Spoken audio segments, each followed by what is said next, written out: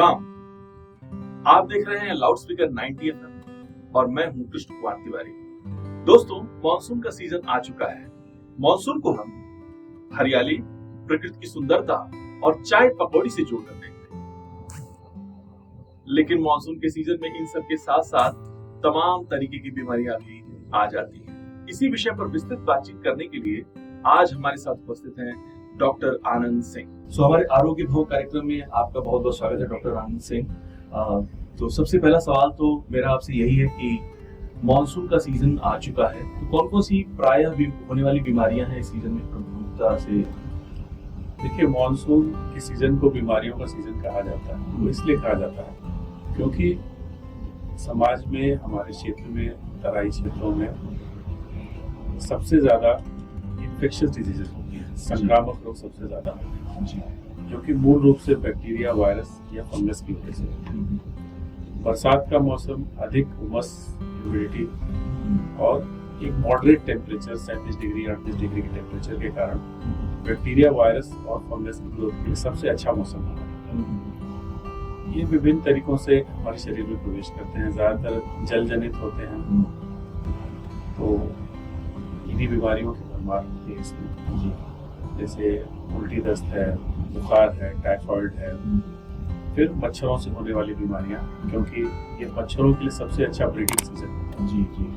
तो मच्छरों की संख्या बढ़ती है, इसकी वजह से डेंगू है, मलेरिया है, चिकनगुनिया के केसेस अभी भी हमारे पूर्वांचल में कम पाए जाते हैं। तो इनकी संभावनाएं बढ़ सकती हैं। जी, आपने बात करी पानी से होने वाली बीमारियों के बारे में, तो वो कौन सी प्रमुख बीमारियां जो पानी से हो जाती हैं और क्या उपाय है? पानी से मतलब क्या रखरखाव भी वहाँ पे महत्वपूर्ण है? पानी से होने वाली बीमारियों में दो मुख्य बीमारियां हैं। जी, पहला टाइफाइड है, जो कि सैल्मोनेला टाइफी नामक बैक्टीरिया से होता है। जी। दूसरा उल्टी दस्त है, जो कि प्रमुखता से एस्चेरिशिया कोलाई एक बैक्टीरिया होता है, जो आमतौर से हमारी आंतों में पाया जाता है। जी। उसके संक्रमण से होता है। इनसे बचने का सबसे आसान तरीका है पानी को साफ करना। पानी को साफ करने के हमारे पास आज बहुत सारे टेक्निक्स हैं, यूवी फिल्टर्स हैं, मेम्ब्रेन फिल्टर्स हैं, आरओ सिस्टम है। इनका हम इस्तेमाल करते भी हैं, कर भी सकते हैं। जी। लेकिन पानी के हैंडलिंग इम्पोर्टेंट है। मसलन आप अगर ये समझिए कि आपके यहाँ किसी आरओ प्लांट से पानी आता है, जी, तो पानी रास्ते में हैंडलर उसको कैसे हैंडल करता है, आपके यहाँ कैसे डिस्ट्रीब्यूट करता है, उसके खुद के हाथ साफ है नहीं साफ है, जिस टंकी से वो पानी ला रहा है वो टंकी साफ है या नहीं है, इस पर बहुत कुछ नहीं होता। तो मेरा एक सामान्य सा सुझाव है, जो कि एक बहुत प्राचीन टेक्निक है, इस्तेमाल करते रहे जी, वो ये है कि पानी को खौला करके ठंडा होने दें। ठंडा होने के बाद किसी सूती कपड़े से उसको छान करके साफ मटके या स्टील के ड्रम में स्टोर कर लें और लंबी डंडी के किसी छोटे से, किसी ग्लास से जिसमें एक लंबी सी डंडी हो, ताकि आपका हाथ उस पानी के अंदर न जाए, उसके इस्तेमाल करके आप उस पानी का इस्तेमाल करें। एक सामान्य तरीका। ये जो उबला हुआ पानी होता है, कुछ देर रखने के बाद में उसमें वो सफेद रंग की एक परत सी जम जाती है, और ये कितनी देर बाद तक पिया जा सकता है सामान्य? देखिए, पानी अगर आपने अच्छे से खौलाया है, तो पानी के खौलाने के दौरान जो टेम्परेचर बढ़ता है, तो पानी में डिजॉल्व इम्प्योरिटीज कभी कभी ऊपर की ओर आती है। जैसे कि अगर उसमें कोई ऑयल कंटेंट है, मिनरल ऑयल कंटेंट है, या और भी है कुछ हेवी सॉल्ट्स है, तो वो ऊपर आ सकते हैं। इसलिए हम हमेशा ये कहते हैं कि एक बारीक सूती कपड़े से आप उसको छानिए। जब आप उसको छानेंगे तो वो इम्प्योरिटीज अलग हो जाएगी। ठीक रहेगी बात उसको इस्तेमाल करने की, तो 24 घंटे तक तो पानी पूरी तरह से सुरक्षित है। क्योंकि हवा के कांटेक्ट में रहता है, तो 24 घंटे बाद उसमें संक्रमण होने की संभावना हो सकती है, लेकिन 24 घंटे तक तो आप उसको बिल्कुल आराम से इस्तेमाल कर सकते हैं। तो प्रयास यही करना चाहिए कि एक बार खौलाने के बाद 8 से 9 घंटे में, 8 से 12 घंटे के अंदर उसको इस्तेमाल करना। आपने मलेरिया की भी चर्चा करी। मलेरिया से संबंधित एक बैरियर मेथड बहुत सुनने में आता है, और सामान्यतः देखा जाता है जो डॉक्टर लोग हैं वो कहते हैं बैरियर मेथड को अप्लाई कीजिए। तो ये क्या है बैरियर मेथड? और देखिए, बैरियर मेथड ये है कि जैसे मान लीजिए आपने घर बनाया जी, तो आप घर के चारों तरफ चोर उचक्कों से, बदमाशों से सुरक्षा के लिए दीवार बना लेते हैं। ऐसी ही एक दीवार आप अपने और मच्छर के बीच में, क्योंकि मच्छर को काटने से तो आप मना नहीं कर सकते, समझा नहीं सकते, लेकिन उसको रोक सकते हैं। उसको मारने से उसको रोकना ज्यादा आसान है कि आप सारे मच्छरों को मार डालें तो संभव नहीं है। लेकिन हाँ, मच्छर आपको ना काटे, आपके परिजनों को ना काटे, आप इसकी व्यवस्था कर सकते हैं। उसमें एक आसान सा तरीका है, पूरी बास्तीन के कपड़े पहनिए, मच्छरदानी लगा करके सोइए, और बाजार में कुछ अच्छे मॉस्किटो रेपेलेंट्स मिलते हैं जिनको शरीर के एक्सपोज्ड हिस्से में, जैसे हाथों की हथेलियां हैं, पैर है, हम उस पर लगा सकते हैं जिससे कि मच्छर दूर हो। देखिए, मलेरिया का इलाज संभव है, मलेरिया का इलाज होता है जी, बहुत मुश्किल है। दिमागी मलेरिया खतरनाक भी होता है जिसमें कि 48 घंटे के अंदर भी मृत्यु हो सकती है। सबसे आसान तरीका यही है कि हम इस डायग्नोसिस में पढ़ने के बजाय कि मलेरिया हमें है, नहीं है, दिमागी है या सामान्य मलेरिया है, इससे बेहतर है कि हम मच्छरों से दूर रहें। अगर हम मच्छरों से सामान्यतः दूर रहेंगे तो और भी जो मच्छरों से होने वाली बीमारियां हैं, वेक्टर बॉर्न डिजीज, उनसे बचे रहेंगे जी। तो ये वजह, तो इसमें तो डेंगू, मलेरिया और जो भी इस तरीके के सारे मच्छर, क्योंकि आप पूरी बाजू के कपड़े पहनेंगे और मच्छरों से बचाव करेंगे तो किसी स्पेसिफिक किसी एक मच्छर के लिए तो है नहीं, वो तो जनरलाइज्ड है। तो मच्छरों से और भी कीड़ों से, क्योंकि बरसात में और भी तमाम कीड़ों की संख्या बढ़ जाती है, घास खरपतवार में छोटे छोटे कीड़ जिनसे आपको एलर्जी हो सकती है, दूसरी समस्याएं हो सकती है, तो सबसे बचाव करेगा। बारिश होती है और बारिश में तमाम तरीके की परिस्थितियां आती हैं, लोग भीग जाते हैं और भीग जाते हैं तो बुखार हो जाता है। तो ये जो बुखार है, सामान्यतः लोग कहते हैं कि ये बारिश में भीगने के कारण हुआ है, तो क्या ये भ्रम है या सच है? तो आप बारिश के पानी से, जो कि अगर पहली बरसात को छोड़ दिया जाए तो आमतौर से सबसे साफ पानी होता है। आप जिस पानी से नहा रहे हैं उससे साफ पानी आसमान से बरसता है। बिल्कुल। तो उससे हम बीमार क्यों पड़ते, लेकिन लोग पड़ते भी हैं।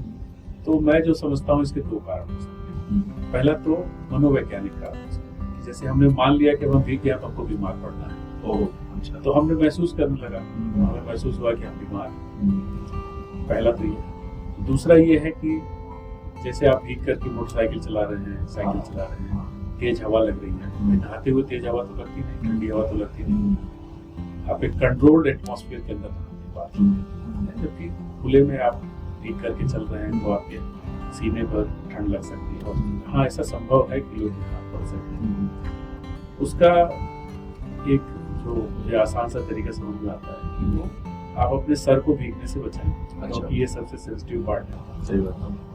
अगर भीग जा रहा है सर, तो जैसे ही आप घर पहुंचते हैं जल्दी से जल्दी शरीर को साफ तौलिए से पोंछ लें, सर को सुखा लें, गर्म चाय पी लें।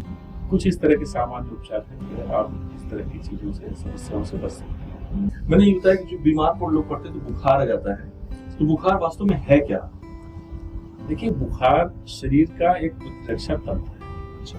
जब आपके शरीर में कोई बाहरी तत्व प्रवेश करता है तो उसकी एक्टिविटी को रोकने के लिए, क्योंकि देखिए, शरीर का जितना भी सिस्टम है या जो बैक्टीरिया या वायरस है, ये टेम्परेचर सेंसिटिव होता है। इनकी अपनी बायोलॉजिकल एक्टिविटी के लिए एक ऑप्टिमम टेम्परेचर चाहिए होता है, जिसको कि हम 37 डिग्री सेल्सियस या 98.6 डिग्री फ़ारेनहाइट कहते हैं। अच्छा। तो शरीर उस तंत्र को शिथिल कर देता है। उसको शिथिल करने के लिए शरीर स्वयं बुखार पैदा करता है, ताकि उस बैक्टीरिया की ग्रोथ को, या जो भी आपको एक एक्सटर्नल स्टिमुलाई है जो शरीर अपने लिए उचित नहीं मानता है, तो उसको रोकने का प्रयास करता है। बुखार एक डिफेंस मैकेनिज्म। समस्या तब उत्पन्न होती है जब इस बुखार के कारण हमारे शरीर की सामान्य प्रक्रिया भी शिथिल हो जाती है और नर्व सेल्स और ब्रेन को दिक्कत होने लगती है, उनके डैमेज होने का खतरा बढ़ता है। इसलिए तेज बुखार को रोकने का प्रयास किया जाना चाहिए। इस केस में सामान्यतः जो प्रैक्टिस देखी गई है लोगों में, वो पैरासीटामोल खाने की है, तो स्वयं में लोग खा सकते हैं, आप इसी सलाह देंगे? देखिए, पैरासीटामोल आज भी बुखार के लिए सबसे सुरक्षित दवा है। अच्छा। पैरासीटामोल का ओवरडोज नुकसान कर सकता है। बार बार पैरासीटामोल आदतन खाना, बहुत से लोग शरीर दर्द के लिए दुकानों से दर्द की दवा ले आते हैं जिसका मेन कंपोनेंट पैरासीटामोल है, उसके साथ और भी दवाइयाँ। तो आदतन पैरासीटामोल खाना नुकसान कर सकता है, लिवर को नुकसान करता है, दर्द निवारक दवाइयाँ किडनी को नुकसान करती हैं। लेकिन अगर किसी को बुखार है तो प्रथम उपचार के तौर पे उसको पैरासीटामोल दिया जाना चाहिए और शरीर की सादे पानी से पट्टी की जानी चाहिए। शरीर मतलब सीना और पीठ छोड़ करके पूरे शरीर की, हाथों की, पैरों की, सर की, माथे की, सबकी पट्टी की जानी चाहिए। तो आपको किसी चीज को ठंडा करना है। मेरा एक बड़ा सिंपल सी चीज है कि बुखार आपके शरीर को गर्म करना है, आपको उसको ठंडा करना है। तो मान लीजिए आप किसी गर्म चीज को ठंडा करने के लिए उसको आग के पास या बुखार या कंबल में लपेट के तो ठंडा नहीं कर सकते, आप उसको पानी से ठंडा कर सकते हैं, दवाइयों से ठंडा कर सकते हैं। तो बुखार कम करने के लिए ये जो प्रैक्टिस है, कंबल उड़ा देना और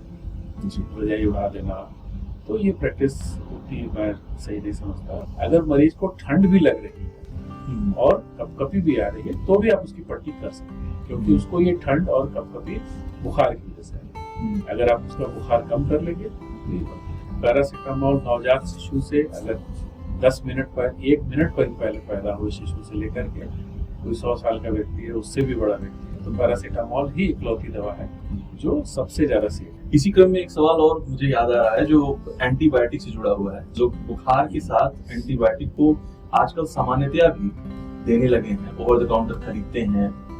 ये प्रैक्टिस कहाँ तक सही है? आप देखिए, आज एंटीबायोटिक सिर्फ और सिर्फ बैक्टीरिया के विरुद्ध कार्य करता है। अच्छा, सिर्फ अगर आप किसी भी और भ्रम में है, सामान्यतः लोग होते हैं कि बुखार कम करेगा और ये करेगा, या ऐसा नहीं है। एंटीबायोटिक सिर्फ और सिर्फ बैक्टीरिया के खिलाफ काम करता है, वो भी अपने स्पेक्ट्रम के अनुसार। सभी बैक्टीरिया पर नहीं काम करता, स्पेसिफिक होता है कौन सा एंटीबायोटिक किस स्पेक्ट्रम के बैक्टीरिया पे काम करेगा। तो अगर किसी को वायरल बुखार है या किसी को ठंड लग जाने पर से रिएक्शनरी फीवर है, तो इसमें एंटीबायोटिक का कोई रोल नहीं है। अच्छा, एंटीबायोटिक का रोल तब पैदा होता है जब आपको बुखार का, बीमारी का कारण कंफर्म हो कि ये बैक्टीरिया है। अब सवाल यह है कि एंटीबायोटिक अगर हमने खा ही लिया तो क्या दिक्कत है? 4 दवा खा रहे, 5 खा ली। तो दिक्कत ये है कि जब आप बार बार एंटीबायोटिक लेते हैं, अपूर्ण मात्रा में लेते हैं, पूरा कोर्स नहीं लेते हैं, तो ये एंटीबायोटिक काम करना बंद कर देते हैं। जो हमारे बैक्टीरिया होते हैं वो इन एंटीबायोटिक्स के प्रति रेजिस्टेंस पैदा कर लेते हैं, एक तरह से उनसे लड़ने की क्षमता पैदा कर लेते हैं।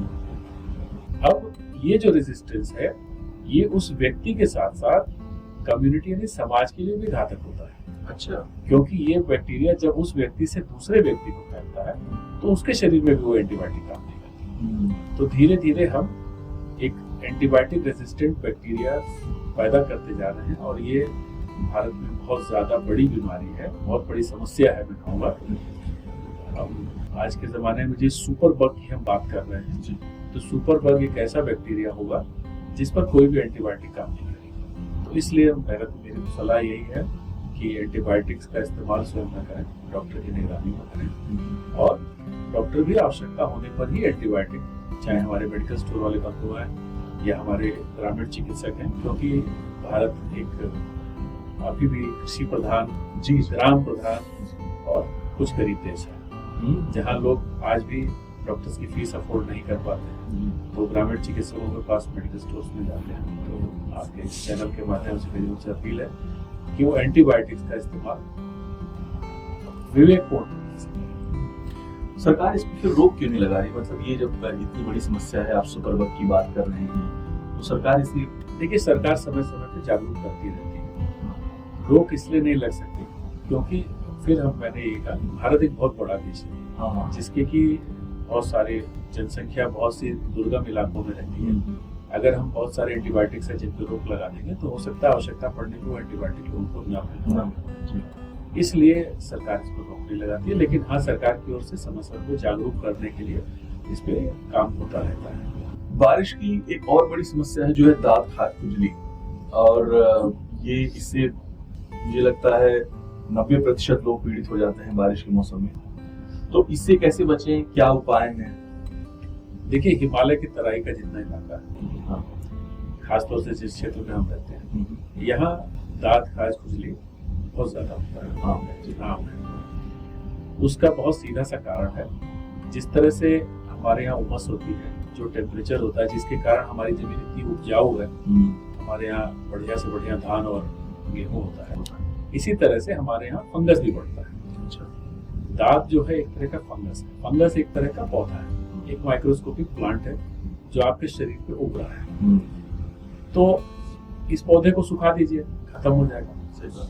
एक तरीका तो है, वो डॉक्टरी का तरीका है, दवा देगा डॉक्टर, आप जाएंगे, दवा लगाएंगे, खाएंगे, सही तरीका है। लेकिन आप प्राथमिक तौर पे आप क्या कर सकते हैं कि आपको डॉक्टर के पास न जाए, क्योंकि दवाइयों के अपने साइड इफेक्ट होते हैं। सही बात है। और डॉक्टर के पास जाने के आर्थिक साइड इफेक्ट भी होते हैं।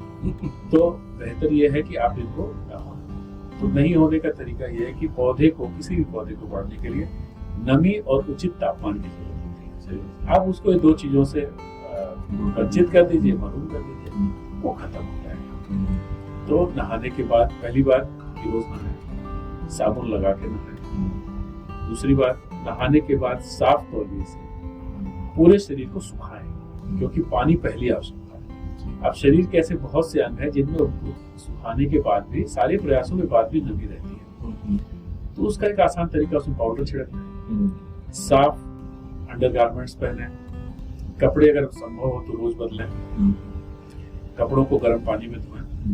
और जब कभी तेज धूप होती है, क्योंकि मानसून में, बरसात के मौसम में हर समय तेज धूप की हम अपेक्षा नहीं कर सकते, सिकोड़े नहीं, तो जब कभी तेज धूप हो तो कपड़ों को धूप में डालें, तो उससे आपके ये कपड़ों में जो स्पोर्स होते हैं फंगस के, ये समाप्त हो, शरीर पर अपने आप फंगस समाप्त हो जाएगा। जब आप शरीर को सूखा रखेंगे, साफ रखेंगे, तो ये समाप्त हो जाएगा। एक सामान्य जो बीमारी मानसून के समय में होती है वो कोल्ड कफ फ्लू की भी होती है, तो इसमें कैसे अंतर करें और प्रारंभिक स्तर पे क्या कर सकते हैं इससे बचने के लिए? देखिए, जैसे बुखार हमारे बॉडी का डिफेंस मैकेनिज्म है, इसी तरह छींक और खांसी भी हमारे शरीर का डिफेंस मैकेनिज्म है।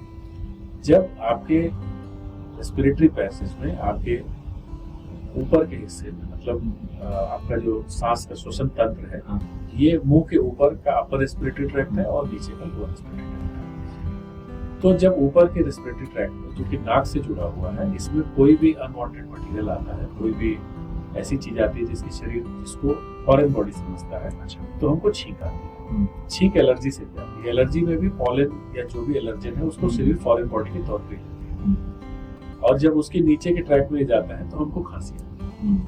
कभी कभी फेफड़े में इन्फेक्शन होने से जब बलगम बन रहा होता है तो उसको निकालने के लिए खांसी आती है। तो ये तो देखिए थोड़ा टेक्निकल है कि आपको खांसी या छींक क्यों आ रही है। प्रश्न ये है कि हम कब उसको गंभीरता से लें।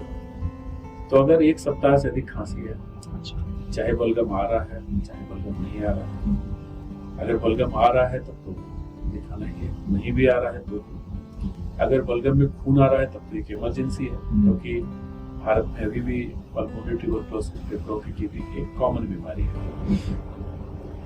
तो अगर एक सप्ताह से अधिक खांसी है और अगर आपको दिन भर लगातार छींकें आ रही है, तो बेहतर है कि आप डॉक्टर की सलाह लें। मॉनसून के सीजन में जो लोग पहले से बीमार हैं, वो क्या प्रिकॉशंस ले सकते हैं ताकि मॉनसून उनको कम से कम प्रभावित करे, और वो कौन कौन से प्रमुख रोग हैं जिनमें ऐसी समस्या आ सकती है? देखिए, हमारे जो बुजुर्ग लोग हैं, डायबिटिक हैं, हाइपरटेंसिव हैं, हार्ट पेशेंट्स हैं, इनको मॉनसून के सीजन में प्रॉब्लम हो सकती है। प्रॉब्लम इसलिए होती है क्योंकि इन बीमारियों की वजह से संक्रमण की संभावना बढ़ती है और प्रतिरक्षा तंत्र, जिसको इम्यून सिस्टम कहते हैं, वो थोड़ा कमजोर होता है।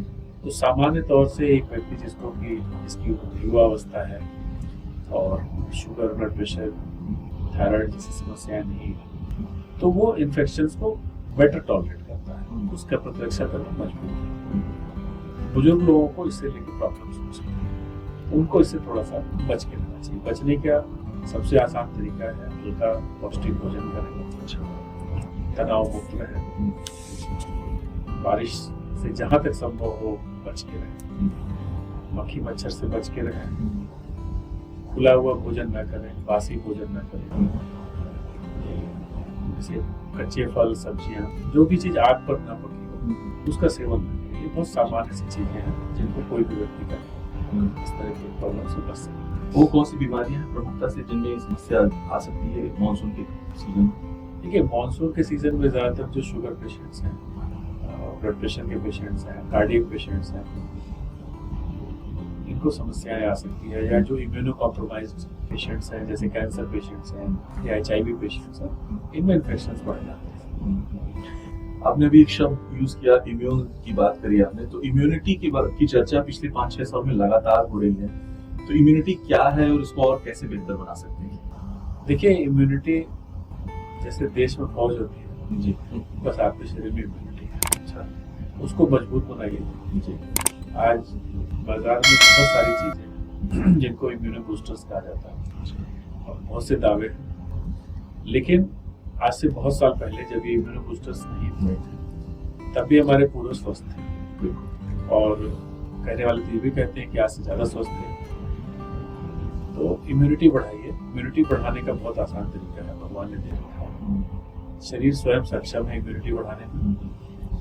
हल्का पौष्टिक भोजन करिए, हल्की एक्सरसाइज करिए, तनाव कम करिए। तनाव कम करने के बहुत से साधन हैं। अगर आप बुजुर्ग हैं, घर में छोटे बच्चे हैं, उनके साथ खेलिए। कोई शौक अगर है गाना गाने का, गुनगुनाने का, सुनने का, तो उनको पूरा करिए। चित्रकारी करिए, जो आपके बस का हो, जो आपका दिल करता हो, जिसमें आप अपने को सुकून महसूस करते हो। मैं समझता हूँ इतना इम्यूनिटी बढ़ाने की बात है। चूंकि इम्यूनिटी की बात है तो मुझे वैक्सीन भी याद आ गई है। लोग मानसून के सीजन में वैक्सीन लगवाते हैं, फ्लू की वैक्सीन लगवाते हैं और इस तरीके की वैक्सीन लगवाते हैं, इस पे आपका क्या मत है? देखिए, न्यूमोकोकल वैक्सीन लगती है। अच्छा, ठीक है। और चूंकि धीरे धीरे समाज में किसी भी चीज का एक फैशन बन जाता है, एक ट्रेंड बन जाता है, तो सब लोग उसको कराने लगते हैं, उसको फॉलो करते हैं। जैसे किसी चर्चित क्रिकेट खिलाड़ी ने दाढ़ी रख ली, तो ज्यादातर लड़के दाढ़ी रख ली, इसमें कोई बुराई नहीं है। लेकिन जब हम उन चीजों की बात करते हैं जिनका कोई साइंटिफिक ओरिजिन होता है और जो स्पेसिफाइड होती है, तो जब कोई निश्चित कार्य के लिए बनी हुई कोई चीज होती है, उसका बहुत बड़े पैमाने पे जैसे वैक्सीनेशन, न्यूमोकोकल वैक्सीनेशन अगर होता है तो उसका कोई नुकसान नहीं है। लेकिन सवाल ये कि क्या आपको न्यूमोकोकल वैक्सीन की आवश्यकता है? न्यूमोकोकल वैक्सीन की आवश्यकता उन लोगों को है जिनको इस मौसम में न्यूमोकोकल इन्फेक्शन होने की संभावना है। जैसे हमारे इम्यूनो कॉम्प्रोमाइज्ड लोग हैं, डॉक्टर्स हैं, हेल्थ केयर वर्कर्स हैं जो बहुत सारे पेशेंट्स के कांटेक्ट में आते हैं, सोशल वर्कर्स हैं जो इस तरह के माहौल में जाकर के आउटरीच इलाकों में अपनी सेवाएं देते हैं, HIV पेशेंट्स हैं, कैंसर पेशेंट्स हैं, शुगर पेशेंट्स हैं, तो उनके लिए तो इसका मतलब है। या बहुत छोटे बच्चे हैं जिन्हें बचपन में न्यूमोनिया हुआ था, या इससे जुड़ी समस्याएं हैं जिनको COPD के सांस के पेशेंट हैं। अदरवाइज इसको एक जनरलाइज्ड उसकी तरह यूज करना कि हम सब लगवा लेंगे, सब सुरक्षित रहेंगे, ये कोई बहुत सटीक नहीं है। दूसरी बात ये है कि इसका जो ड्यूरेशन ऑफ एक्शन है वो केवल 6 मंथ्स है, 6 महीने। अच्छा, और वैक्सीन महंगी है। हमने पीछे उल्टी दस्त इत्यादि की बात करी थी।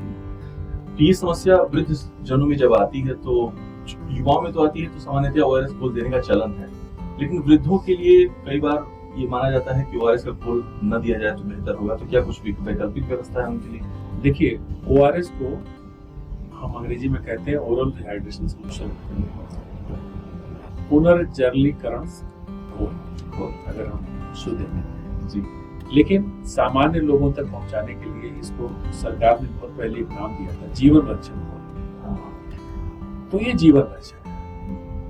अब प्रश्न ये है कि इसका इस्तेमाल कौन नहीं कर सकता है और किसको करना चाहिए। अच्छा, तो पहले बाद वाले प्रश्न पर आते हैं कि इसका इस्तेमाल कौन कर सकता है। तो इसका इस्तेमाल कोई नहीं कर सकता है। अच्छा, क्योंकि ये जीवन की रक्षा है। पहली बात, किसको नहीं करना चाहिए? इसके जो 2 प्रमुख कंपोनेंट हैं, जो घटक हैं, उसमें एक ग्लूकोज है, दूसरा सोडियम क्लोराइड यानी साधारण नमक है। अच्छा, तो यदि किसी व्यक्ति को डॉक्टर ने इन 2 चीजों का परहेज करा है, अच्छा, तो उनको इससे बचना चाहिए। जैसे सीवियर हार्ट पेशेंट्स हैं या सीवियर किडनी पेशेंट्स हैं जिनको नमक का परहेज होता है, ब्लड प्रेशर के पेशेंट्स हैं जिनको नमक का परहेज होता है, या शुगर के पेशेंट हैं जिनको ग्लूकोज का परहेज बताया जाता है, तो उनको इसके इस्तेमाल से बचना चाहिए। लेकिन ये उनके में भी बिल्कुल भी कॉन्ट्राइंडिकेटेड या बंद प्रतिबंधित नहीं मान सकते, क्योंकि जब उल्टी दस्त होता है तो शरीर से इलेक्ट्रोलाइट्स कम होते हैं। कभी कभी बहुत ज्यादा गर्मी होने पर भी इलेक्ट्रोलाइट्स कम हो जाते हैं, जिनको हम प्रयास करके सामान्य तौर से भी पहचान सकते हैं।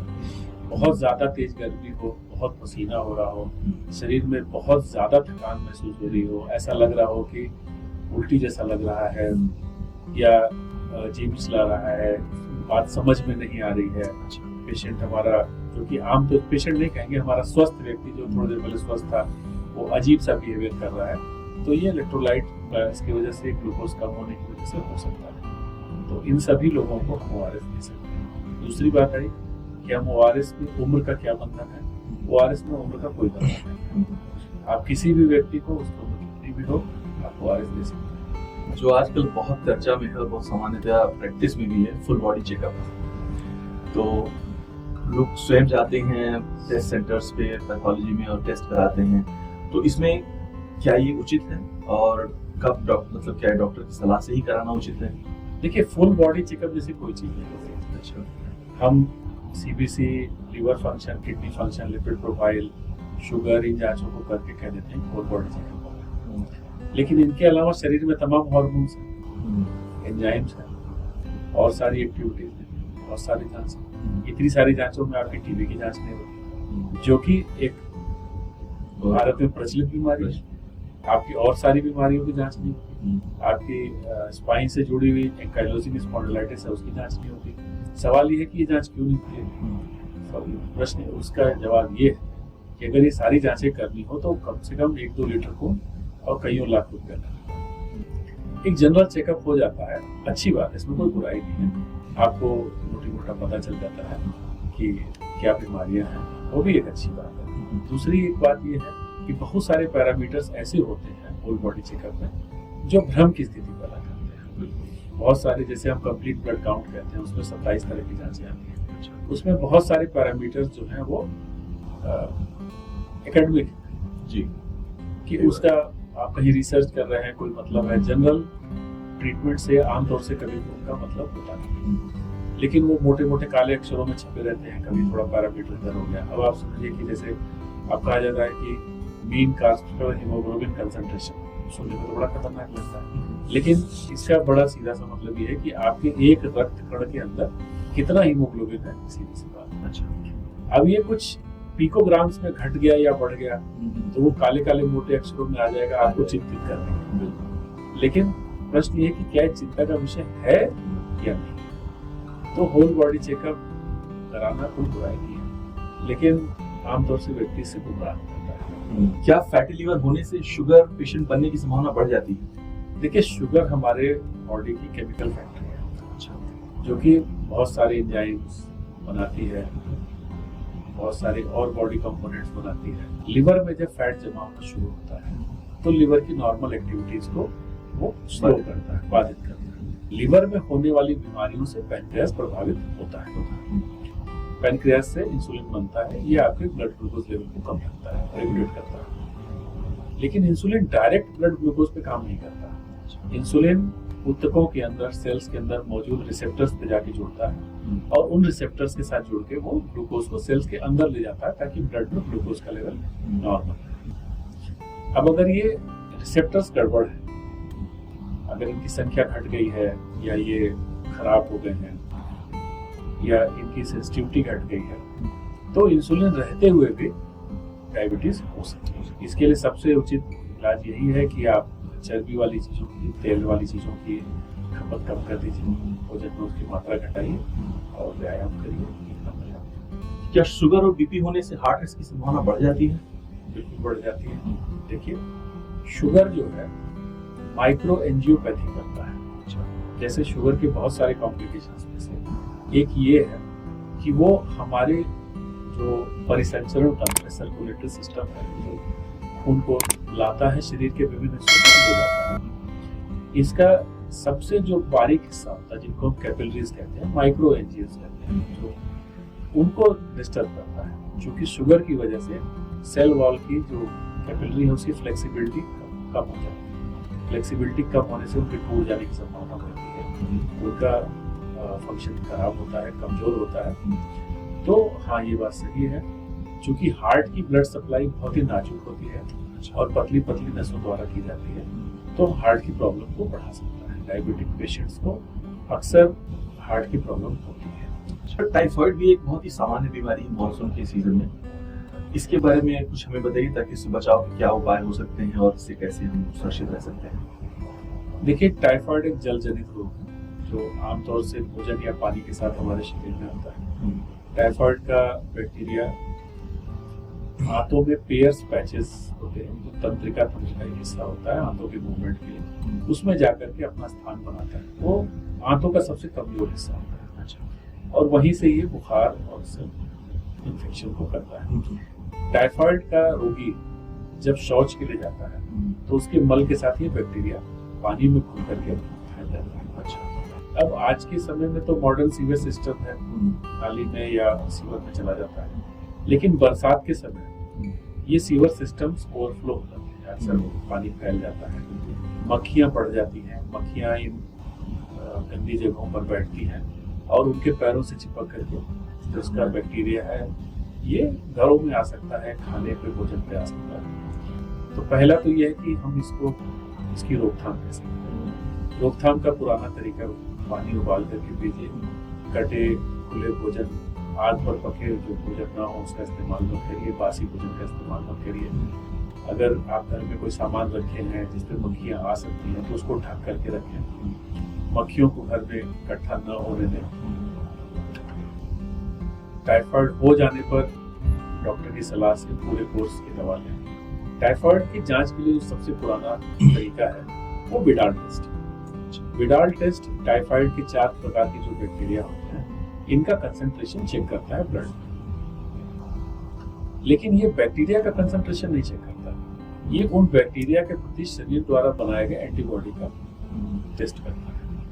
तो अगर कोई व्यक्ति जो टाइफाइड से पीड़ित है उसका इलाज हुआ और वो पूरी तरह ठीक हो गया, इसके बावजूद इसका कंसंट्रेशन एंटीबॉडी का बना रहेगा शरीर में, जो कि लगभग 1.5 से 2 साल तक बना रहता है।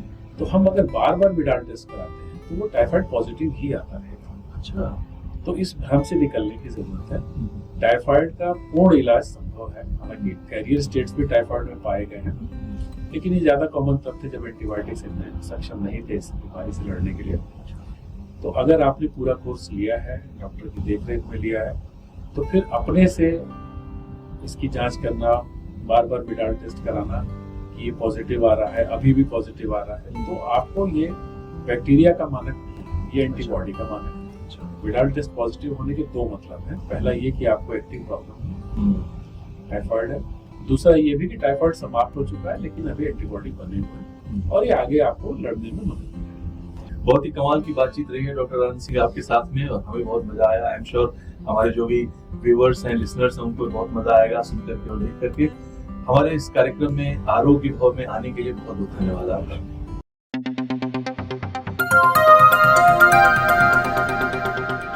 बजाओ जरा झूम के बजाओ, बजाओ बजाओ जरा झूम के बजाओ।